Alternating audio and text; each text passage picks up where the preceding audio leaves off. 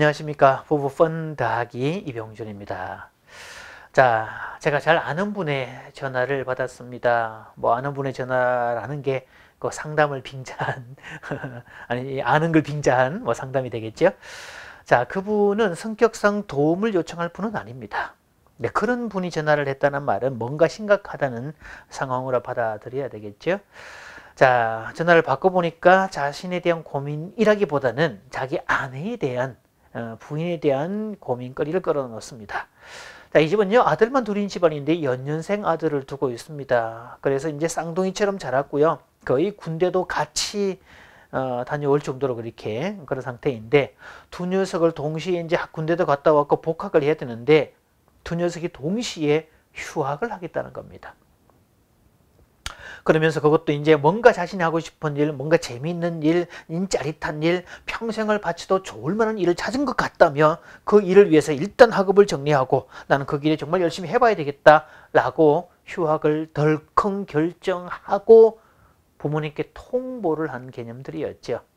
뭐 아마 아이들 쪽에서도 완고한 엄마, 그동안 완고했던 엄마에게 허락할 리 없다고 판단을 하고 사실 아버지에게로 와서 그 내용을 미리 살짝 얘기를 한 건데, 이 엄마 입장에서는 새 남자가 작당을 하고 자기만 왕따시키고 뭔가 일을 결정했다는 뜻이죠. 게다가 이 남편이 뜯어 말리지도 않고 오히려 허락을 해주었으니까 더 이상 이제 용서할 수 없다, 이런 분위기였습니다. 그래서 아내가 하도 이제 싸늘하게 나오고 막 분기탱천한 모습으로 나오니까 어떻게 하면 좋겠냐고, 그런 분이었죠.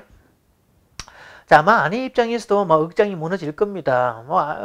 되게 불안한 상황들인데, 휴학을 했다면 학교에 복학을 하고 복학하는 과정에서 아이가 뭔가 이렇게 대책을 세워놓고 한다면야, 뭐 흔히 말하는 공식 이런 거 아닙니까? 학교 다닐 과정에 무슨 이제 기업의 시험을 치거나 우리가 가장 일반적으로 얘기하는 공무원 시험에 합격을 해놓고 말이죠, 발령 대기하고 있는 기간에 뭐 해외를 다녀온다, 뭐 이런 거는 괜찮은데, 그 어떤 것도 준비가 안 된 상황일 때 아이가 그렇게 덜컥 휴학을 결정했다, 이거는 용납할 수 없다는 거죠. 자, 엄마 입장에서 충분히 그렇게 됩니다. 그래서 저도 이제 그 남자분에게 아이를 살짝 상담실 보내라고 얘기를 하고 아이를 만났는데요. 자, 막상 그 아이를 만나보니까 아이가 괜찮습니다. 아주 뭐 당당하고 자기 생각을 분명히 가지고 있고 어떤 즉흥적인 생각에 의해서가 아니라 나름의 고민을 했다는 거지요. 자, 특히 이걸 정체성에 관한 물음인데요. 자신의 존재에 관한 어떤 물음을 가지기 시작했다는 것은 정말 기뻐할 일이지 걱정할 부분이 아닙니다. 우리가 흔히 소명이나 사명을 얘기할 때, 뭐 꿈과 비전을 얘기할 때 가장 기본적인 조건은 내가 누군지를 아는 데서 출발을 하죠. 근데 그 작업이 안 되면 꿈과 희망 개념은 없다는 거죠.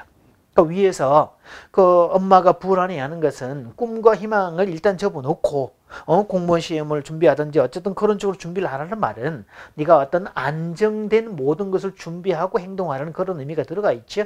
그래서 엄마 입장에서는 안정이 우선이고 정체성 부분이 후자가 되는 거죠. 야, 그러나 냉정하게 따지면 조금만 생각을 해보면 정체성 과정이 우선되는 거고 이 부분이 후자가 되어야 됩니다. 그래야 행복하고 성과를 드러낼 수 있다는 거지요.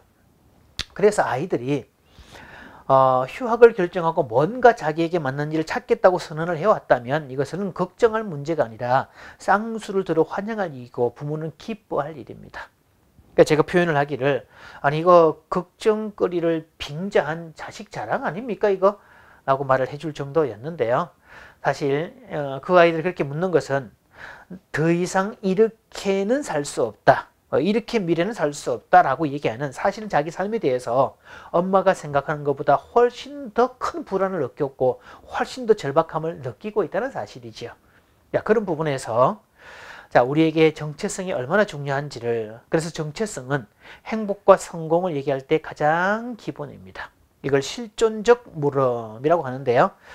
자, 그 친구에겐 제가 3가지 주문사항을 얘기를 했습니다. 너는 학교 교육은 기능 교육이기 때문에 너를 아주 똑똑하게 만들어주긴 하지만 사상을 만들어가는 부분에서는 물음표를 던질 수밖에 없다. 또 너에게 좋은 스승이 있다면 문제는 다르겠지만, 그래서 요즘 같은 미디어 시대에 네가 스승으로 삼을 만한 전문가들의 강의를 계속 듣자라고 3가지를 처방해 주었네요. 하나가 네티한기 동영상 보기, 두 번째가 세바시 동영상 보기, 그리고 외국에서는 테드 동영상 보기, 요 세 가지를, 그래서 하루 최소한 3개의 동영상을 보라고 얘기를 했네요. 그것도 일부러 시간 정해서 보지 말고 어떤 교통수단 이동할 때, 뭐 화장실에 있을 때, 밥 먹을 때 그런 자투리 시간을 이용해서 하라고 그랬고요. 하루 50페이지의 독서와 20분의 글쓰기, 이렇게 처방을 주었습니다. 사실 이 방식은 어떤 우리가 매일 운동을 할 때 어떤 근력이 생기는 것처럼 이거는 마음의 근력을 증강시키는 방식이 되겠죠. 그래서 아이가 그렇게 하겠노라고 약속을 하고 갔는데요. 글쎄요, 제 눈에는 그 아이의 뒷모습이 참 대견하고 듬직했는데 그 엄마는 그걸 미처 보지 못한 것 같습니다. 자, 혹여 성장하는 자녀들이나 성장한 성인 자녀가 정체성에 관한 물음을 묻고 온다면 부모는 걱정할 부분이 아니라 기뻐해야 된다는 사실을 기억하시고 아이하고 좀 더 진지한 대화도 나눠보시고 조금만 한 걸음 물러나서 그렇게 바라볼 수 있는 여유를 가지셨으면 좋겠습니다. 고맙습니다.